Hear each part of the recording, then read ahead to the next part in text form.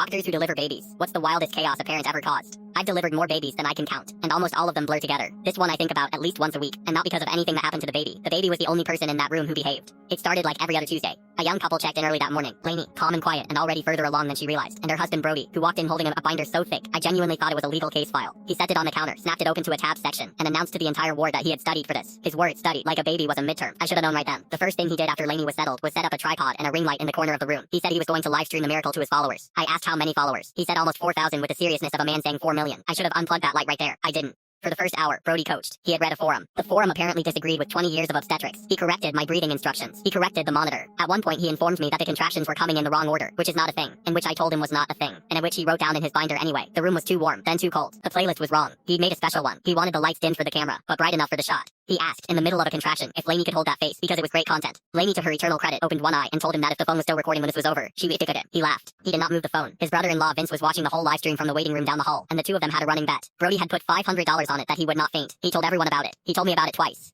I got nerves of steel, he said, tapping the binder, and built for that. He told Vince I'll go down. Vince is about to be $500 poorer. He flexed in a delivery room for his 4,000 followers. When it was finally time, Brody made his big announcement. He was going to catch the baby himself. He'd watched a documentary. He stood, rolled up his sleeves like he was about to fix a sink, and positioned himself at the foot of the bed directly in front of me, blocking the one person in the room who had actually been to medical school. I let him have about 4 seconds of glory, because the second the baby actually started to crown, Brody looked down, made a sound I can only describe as a kettle reaching a boil, and went completely rigid. His eyes rolled back. And this man, this prepared man, this man with a tad binder and nerves of steel, fell straight backward like a cut tree. On the way down, he grabbed the only thing within reach, which was the tripod. The ring light, the phone, and Brody all hit the floor together in one magnificent crash. The phone landed face up, still recording, now pointed at the ceiling and at him. Here's the part that still gets me. While Brody was unconscious on the linoleum, Lainey delivered a perfect healthy baby girl without a single complication. The baby came out, took one look at the chaos in that room, and did not cry. She just blinked. Calmest person in the building. The craziest delivery drama of my entire career involved 0 medical emergencies, and one grown man laid out flat next to a ring light. We got Brody sitting up against the wall. He blinked, completely confused. The binder somehow still clutched to his chest, and he asked, I swear on everything, did I get it on camera? That is when the phone, still lying face up on the floor, still live streaming to all 4,000 of his followers, crackled to life. Vince had been watching the entire thing from the waiting room. His voice came through the speaker, calm as anything. Brody, you owe me $500.